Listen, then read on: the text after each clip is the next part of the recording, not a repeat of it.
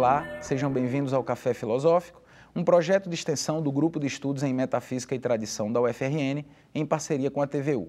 Hoje eu converso com Kênio Lima, coordenador do Departamento de Saúde Pública da UFRN. Vai nos falar um pouco sobre o envelhecer, sobre repensar o envelhecer.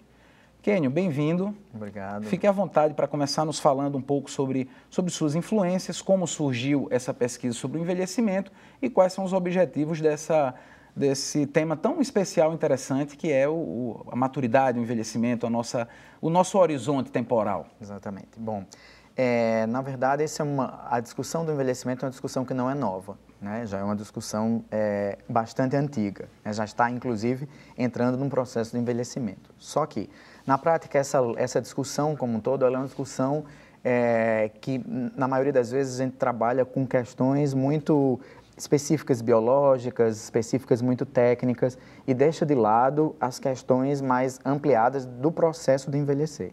Então, assim, o repensar o envelhecer, na prática, é a gente começar a mudar o foco do que se tem hoje em dia acerca disso. Porque, veja, se nós pensarmos até então no nosso país, especificamente o Brasil, você vê que é um país que sempre foi um país de jovens, todas as políticas são voltadas para os jovens, e de um determinado momento, da década de 70 do século passado, nós começamos a ter um envelhecimento, mais expressivo.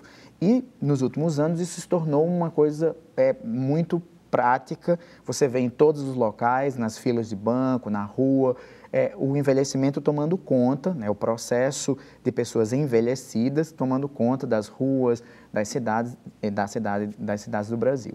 Então, na prática, o que a gente precisa repensar é como vivenciar essa questão do envelhecimento. Tanto nós, que estamos no processo de envelhecimento, como as pessoas que já estão envelhecidas, por assim dizer. Entendi. Desculpe interromper tão cedo, mas eu entendi o seguinte, a sua pesquisa, então, pretende deslocar um pouco o foco dessa questão mais técnica, biológica, de uma questão mais, digamos, científica, no sentido mais técnico da palavra, para uma posição mais existencial ou talvez mais filosófica mesmo. Na prática, a gente está discutindo muito isso. Nós estamos trabalhando porque estamos cavando uma trincheira. Então, assim, na prática, o nosso projeto, ele é um projeto sobre envelhecimento humano e saúde, e vinculado a dois outros projetos em nível, um nacional e um mundial, objetivo é avaliar a questão de saúde especificamente. Mas, por trás dessa questão de saúde, a gente está discutindo uma questão muito mais ampla nesse sentido, inclusive repensando as políticas voltadas para o idoso. Porque, veja, um sistema de saúde, um serviço de saúde, uma atenção à saúde, qualquer que seja, ela precisa reconhecer qual é a identidade desse ser que a gente chama hoje de pessoa idosa. Então, que identidade essa pessoa tem? Ele é o velho de muito tempo atrás, ele é o idoso de hoje em dia, ele é o integrante da terceira idade que tem que estar na mídia, que tem que estar fazendo exercício físico nas academias. Então, assim, tudo isso a gente precisa repensar, inclusive para estruturar as ações, as políticas e o que você pensa acerca do idoso e como você age para resolver os problemas da população idosa. Então, com base nisso, a gente precisa repensar essas questões. É que a gente acredita que muitas vezes o idoso, ele socialmente seria aquela figura que está um pouco deslocada, está fora do seu tempo. Mas, pois é, isso porque... Isso é difícil, é complicado. Isso é difícil porque, por exemplo, se você pensar numa lógica produtiva, né, numa lógica capitalista em que nós vivemos, a partir do momento em que você deixa de vender a sua força de produção, você entra numa inutilidade. Se torna literalmente obsoleto. Obsoleto. Então, assim, na prática, e as pessoas ignoram que essa mesma pessoa que hoje está como obsoleta foi uma pessoa que ajudou a construir o Estado, entende? Que contribuiu para esse tipo de coisa. E que hoje até o próprio idoso passa a se sentir obsoleto pela conjuntura social em que ele vive. Então, assim, o que a gente precisa fazer na prática é tentar redimensionar e redirecionar essas questões para que você possa, na verdade, ter um idoso como cidadão. É muito simples. É em compreendê-lo como um cidadão, igual a todos os outros. Entende? Então, com isso, a gente vai redimensionar as políticas, vai redimensionar nossas práticas, né, pensando não naquilo. Porque, assim, uma coisa, sabe, que tem importunado muito algumas pessoas, especificamente na área da saúde, são os grandes problemas trazidos com esse envelhecimento populacional, mas principalmente porque as pessoas, quando vão fazer suas práticas, acreditam assim, é com idoso, pode. Então, com idoso eu posso fazer uma iatrogenia, com idoso eu posso fazer, agir de qualquer maneira, porque ele vai morrer. Então, assim, tudo é estruturado nessa lógica. E é essa lógica que assim, está totalmente avessa ao modo da gente pensar o envelhecer, da construção desse envelhecer e da construção da vida. Claro. Porque perde o sentido você ficar produzindo mais anos de vida, quando esses anos não têm qualidade, isso está na literatura bem propagado. Mas assim, então, que qualidade é essa? O que é que a gente tem que pensar? Será que nós, por exemplo, da área da saúde, temos que continuar trabalhando em cima de doenças?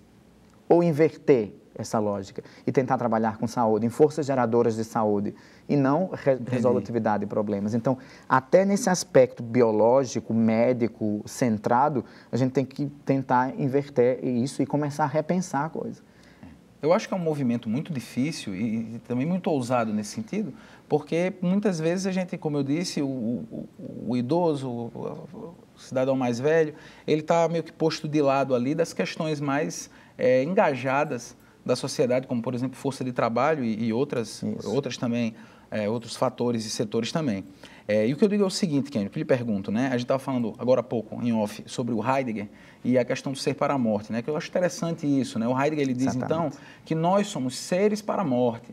Nós estamos apenas numa antecedência dessa morte. Nos preparando ela é algo certo, é um evento que é certo e é indeterminado. Ou seja, a gente vive sempre nessa incerteza de quanto mais vamos viver. Então, eu acho que chegar até o envelhecer, conseguir chegar até esse período da vida, que é a terceira idade, já é algo muito importante, porque você já driblou essa morte durante bastante tempo. Então, eu acho, isso é uma opinião de um leigo, né? Que devia ser, o estudo devia ser voltado, né, o estudo sobre o idoso, sobre o velho, repensar o velho, podia se voltar muito para essa questão da qualidade de vida, para que o idoso ele possa ter realmente, ele possa usufruir do que muitas vezes durante a vida dele como jovem ele não teve condições. Então, eu queria que você falasse algo nesse gênero, nesse sentido. Bom, então assim, tem alguns aspectos interessantes para pontuar. Primeiro, rediscutir a morte, né? Então, assim, quando a gente fala... E a morte é um mito, né, para a maioria das pessoas. Ela é uma coisa assim que não se fala. Isso. Há um certo desconforto, em abordar e falar sobre a morte. E eu sempre digo que eu adoro a morte. Sim, eu gosto muito de discutir a morte, de conversar com os alunos, eles ficam um pouco assustados comigo com isso.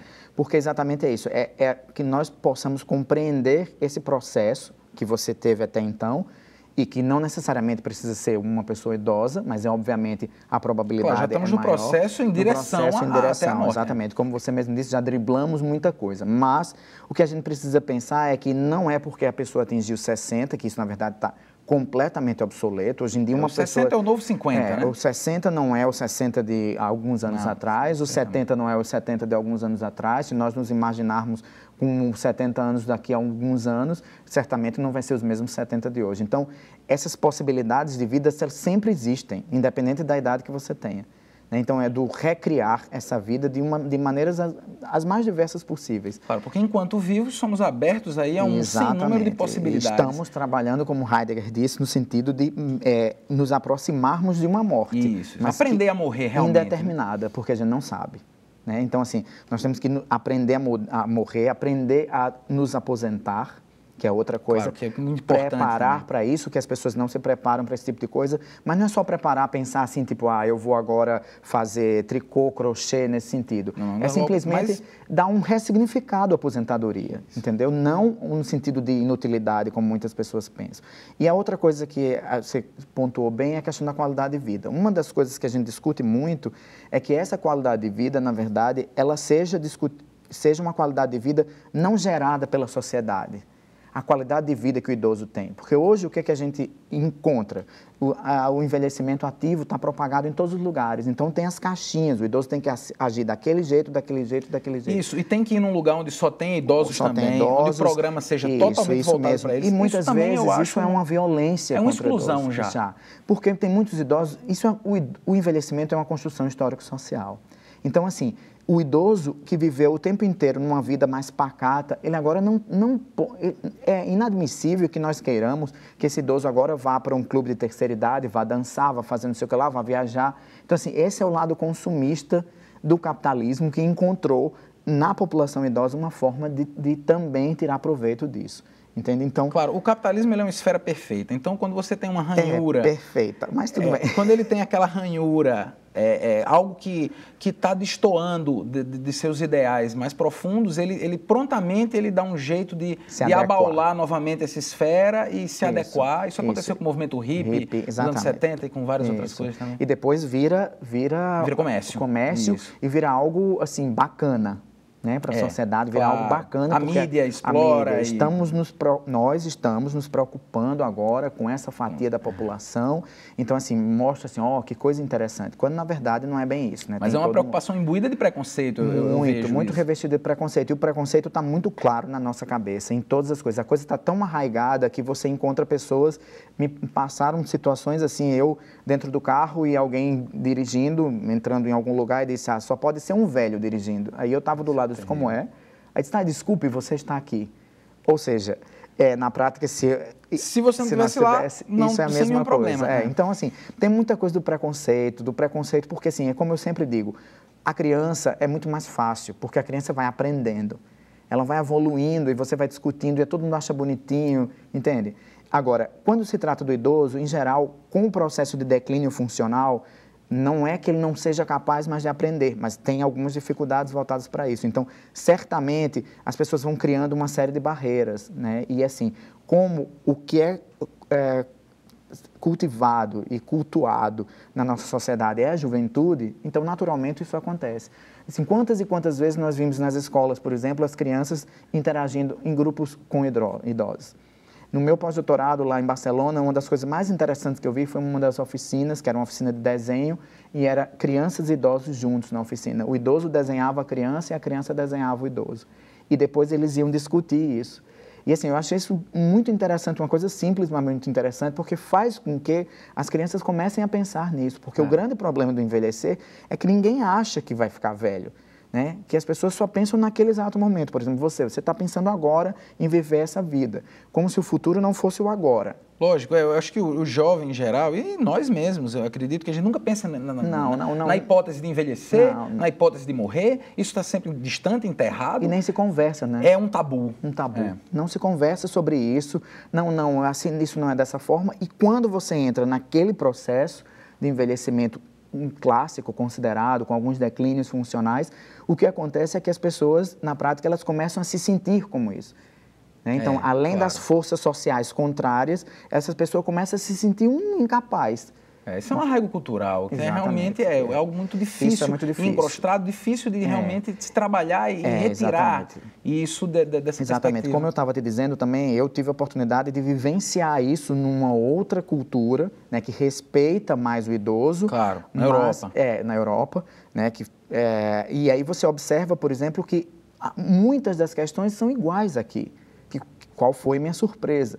Porque, por exemplo, você vê pessoas que efetivamente são abandonadas, largadas à sua própria sorte. Né? Pessoas que têm família, então, onde você vê que pessoas que têm um nível educacional muito melhor, são mais escolarizadas, mas ainda assim estão à margem. Ou seja, a questão do envelhecimento, dessa finitude, né, da coisa de que você agora não serve mais para a sociedade, é algo muito forte. Entende? Que a gente realmente, você tem que repensar. Repensar porque as pessoas têm os seus valores. O que mais me preocupa ao discutir a questão do envelhecimento é você ver o que aquela pessoa de fato representou, né, em termos de construção, até em termos de Estado, né, que eu sempre luto por isso. E hoje ela não tem do próprio Estado um apoio para o seu fim de vida, digamos assim.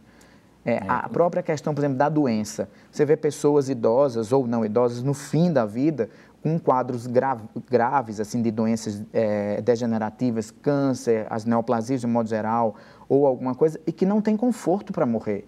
Não se tem Natal, por exemplo, não tem uma unidade de cuidado paliativo. Isso é um absurdo, entende? Porque assim, as pessoas elas têm que aprender, têm que ter o conforto para a morte. Entende? Então, assim, claro, e é essencial. E é essencial. E você tocou num ponto importante, desculpe novamente interromper assim, Kênio, Você falou da finitude, e isso é interessante. A velhice já entrega a finitude, mas parece que entrega a finitude adiantado, antes do tempo. Exatamente. Peraí, eu não morri ainda. Não. A finitude vem com a morte. Eu não morri, eu estou vivo, eu estou aqui. Eu tenho meus desejos, eu tenho minhas vontades, eu tenho minhas paixões ainda. Sua independência. Claro, e o pensamento. Exatamente. Porque é obviamente que a gente sabe que muitas vezes o idoso ele passa por alguns processos mentais que o limitam de alguma forma, esclerose, Alzheimer e outros fatores. De modo Mas geral. muitas vezes não. Você vê um senhor de 75 anos perfeito, entende? Com todas as faculdades ali. Exatamente. Então, por que a finitude chegou para ele? Como assim? Mas é o que acontece. É o que acontece. Finitude chega antes do tempo, chega antes da morte. E engraçado, sabe? Uma coisa que eu tenho muito lidado com os idosos muito proximamente, uma coisa que alguns me comentam, e assim, aquela coisa meio clichê até, que assim, é muito ruim ser idoso, é muito ruim ser velho, porque você não tem mais isso, você não tem mais isso, e eu tento discutir um pouco essa questão. Eu disse, veja, muito bem, por que não viver a velhice de uma maneira diferenciada? Plena, viver a velhice como velhice. Isso, e viver de um modo diferenciado. Veja, quando a gente era criança, o que é que nós queríamos? Nos tornarmos adultos, ou pelo menos adolescentes, para poder sair, começar a ter os relacionamentos e tal. Quando era adolescente, nós queríamos ser adultos, porque nós queríamos ter o nosso emprego, ter a nossa independência. Quando adultos, muitas vezes a gente quer ser criança ou adolescente. Voltar toda a liberdade. Exatamente. E quando quer ser idoso, quando está idoso, aí quer ser tudo um pouco.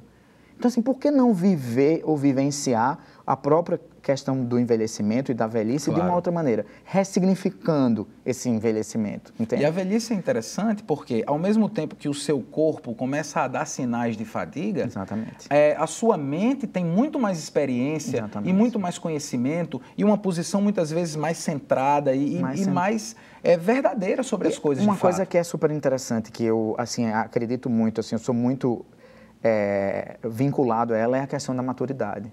Né? Assim, eu não gosto dessa denominação para idoso, chamar de maturidade, nem muito menos terceira idade, porque não é terceira idade. Já temos a quarta, vamos ter a quinta, em termos cronológicos não é, em termos sociais também não é. Então, assim, isso é um termo que a gente tende a não usar. Isso foi da década de 90, mas enfim... De um modo geral, sim, porque se você via a coisa como bem mercadológica, aí sim as pessoas se enquadram na coisa da terceira idade. Mas o que eu queria dizer na prática é isso. O que a gente tem que construir, na verdade, é esse processo de envelhecimento, ressignificando o seu sentido, ou do que é, né? Vivendo as questões. Claro, você vai ter uma limitação, vai. Mas, óbvio, você quando era criança também tinha limitação. Você não aprendeu a andar, você nasceu andando. Você tem limitações. E agora, provavelmente, a gente vai ter algumas limitações. Mas basta para isso que nós sejamos resilientes. Entende? Para que você possa encarar essas questões e transformar aquilo numa maneira plena de viver. Entende? Então, isso é o que... Agora tem muitos problemas, é óbvio. Problemas de relações familiares, de apoio social, isso é uma coisa que falta bastante, entende? Da rede de suporte que não existe. Acho que é por isso que é necessário se repensar. Isso, né? Isso. Porque a partir do momento que você repensa, você consegue redirecionar ações, né? Redirecionar o modo de atuação. Então, assim, e reestruturar a sua forma de porque encarar, de perceber. Isso mesmo. O que eu costumo sempre dizer, em algumas vezes, escuta, está tudo errado. Está tudo errado. A gente não pode estar reproduzindo esse tipo de comportamento. A gente tem que, na verdade, tentar discutir de uma outra maneira. Isso que eu sempre digo sempre com os alunos. A gente precisa estabelecer um outro olhar, entendeu? Enxergar de uma outra maneira a questão do processo de envelhecimento. E muito difícil realmente esse esclarecimento, porque muitas vezes, vou até falar algo polêmico aqui, muitas vezes o governo não é interessante para o governo e para os grandes que isso aconteça de fato. Na prática não é, basta você ver o discurso dos governos de modo geral, sempre prioridade é a criança e a mulher que vai gerar a criança, pelo progresso do Estado. E o jovem. O jovem. Então, da mídia ao mercado de trabalho, está tudo voltado para o jovem, para a força, para o vigor. Agora, quando é que passa a interessar a mídia e ao mercado de trabalho? Então, agora eu recém cheguei de um congresso onde me chamou muita atenção uma determinada cadeia de lojas tem como vendedores, na prática, assim, oferecendo os cardápios, pessoas idosas. Então, ela fez uma marketing em que traz, veja, como nós estamos nos preocupando com o idoso. Certo, Entende? mas isso é muito estranho também, porque a gente sabe que vendo isso além para além, né, vendo a transparência disso aí, a gente percebe que tem um mecanismo... E qual o tipo de relação de trabalho que essa pessoa tem? Na verdade, assim, é muito para você ter uma satisfação para as pessoas. Então, aqui é aquela coisa da ética, mas uma ética muito mais social, uma ética menos consigo próprio, que essa é mais difícil. Mas, assim, na prática, é você pensar em viver sempre, né? Claro, tendo uma consciência de que a sua morte vai chegar, é indeterminada, mas vai chegar, e se preparar para isso, né? E não a morte como uma coisa, finitude de repente terrena, não estou falando mais de um lado espiritual, não é isso. Mas é imaginar que a morte nada mais é do que a limpeza da vida, como dizia Steve Jobs. Claro, a morte é a limpeza da vida. É o coroamento aí de sua existência, o fechamento, né, desse projeto que já sempre somos, não é? Mas tem muita gente ainda querendo ganhar dinheiro em cima disso. Isso é um foco. Isso então, assim, as várias terapias anti-aging que existem na vida, as pessoas que, hoje em dia, as pesquisas já mostram que já nasceu a pessoa que vai viver 150 anos. E, com base nisso, as outras que estão nesse determinado momento da vida lutam para serem elas, provavelmente... Possuírem essa oportunidade isso, também. Com as terapias as mais diversas, mirabolantes algumas vezes, e com uma série de efeitos colaterais sem terem sido testados. Isso também é muito difícil para o idoso de hoje. Para o idoso porque de hoje. Porque está dizendo, a pessoa que vai viver 150 anos já nasceu. Aí o idoso pensa, por que não eu, Por que não eu, Isso também é uma questão também e eu moral. costumo sempre dizer, mas nasceu agora, viu, a pessoa? Nasceu agora, Então, tem sempre uma coisa assim que a gente fica discutindo. Mas a mídia é um pouco responsável por isso. E essa coisa que eu estava te falando da terceira idade, por exemplo, dessa categoria identitária surgida de terceira idade, faz com que as pessoas queiram vivenciar aquilo. E para os que não vivenciam, é uma forma de exclusão, entende? Então, tem pessoas que não querem entrar nessa vibe de estar nessa coisa assim de saindo para teatro, para dançar, para música, para viajar, porque a história dela não é essa, entende? Então, assim, esse envelhecimento ativo, mas ativo na lógica de quem? Alguém que fica em casa... Fazem um programa, criam um roteiro... E a existência não é isso. Não a existência é é singular. A existência é muito maior do que isso. E é uma coisa muito estereotipada, né? Então, aquele idoso é aquele idoso que está assim. Claro. Aí leva o idoso para um salão onde tem uma porção de outros idosos, coloca aquelas músicas, né? Muitas vezes, se o velhinho for roqueiro, né? Ele não vai gostar de estar ali não vai gostar de ficar dançando dança de salão. Certamente não. É verdade. E assim, nós temos que conviver com pessoas que envelhecem e que são roqueiras. Isso. Pessoas que envelhecem e que não são roqueiras. Isso. Então, assim, a singularidade do processo de envelhecer e, obviamente, com base nisso, repensar isso. Claro que é a singularidade do homem. Cada homem é um homem, cada senhor, cada idoso é um. Exatamente. E tem suas próprias...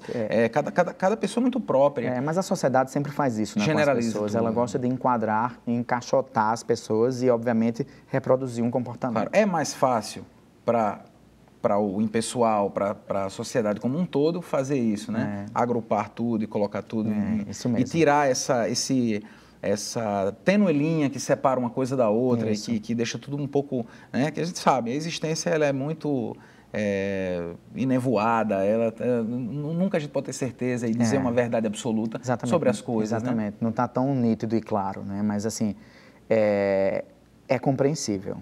Não, sem dúvida. Eu acho que assim, dá para você discutir um pouco mais isso e aprofundar.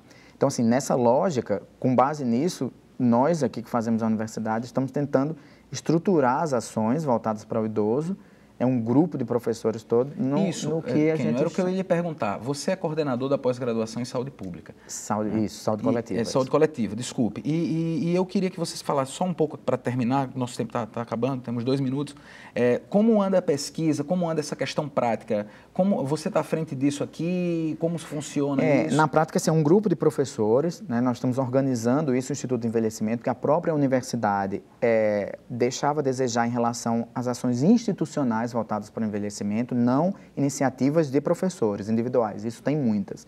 Mas, enquanto instituição, então agora nós estamos resgatando isso, né, essa identidade, digamos assim, da nossa universidade voltada para a questão do envelhecimento e estruturando o Instituto de Envelhecimento. Então, nele nós vamos ter as ações de pesquisa, ensino, extensão e serviço, né?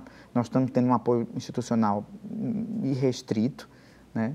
Então, estamos organizando já na fase final e certamente em 2014 isso deverá estar aí as pessoas conhecendo que é o primeiro Instituto de Envelhecimento de uma universidade do Brasil. Fora do Brasil tem muitas, mas no Brasil isso vai ser o primeiro. Então, aí a gente vai congregar todas as pesquisas, né? Existem vários pesquisadores renomados na nossa própria universidade e que, na prática, a gente agora vai congregar essas ações, né? E oferecer também serviços para a comunidade, formação de pessoas, tudo isso dentro dessa lógica. Pensando nesse repensar, nesse redimensionar, não tentar uma coisa ultrabiologicista, que é muito mais fácil, muito mais cômodo. A gente está tentando romper essas estruturas e discutir esse repensar. E uma outra coisa que eu acho super interessante é que os idosos vão participar da gestão do Instituto. Então, assim, algo muito mais participativo. Você reconhece o que é necessário para ti, né? Não o outro em geral. Poxa, então, eu acho que isso é uma coisa que, assim, é uma bandeira que nós estamos empunhando para que, na prática, nós possamos fazer um pouco a diferença nesse sentido. É muito bom, mas de uma relevância sem igual. Poxa, Kenio, eu queria lhe parabenizar por esse projeto tão importante e dizer que nosso tempo acabou, infelizmente. É rapidinho mesmo que passa. Agradecer você mais uma vez aqui. Muito obrigado a você pela oportunidade. Tão esclarecedora. E você que está em casa, semana que vem tem mais. Até lá.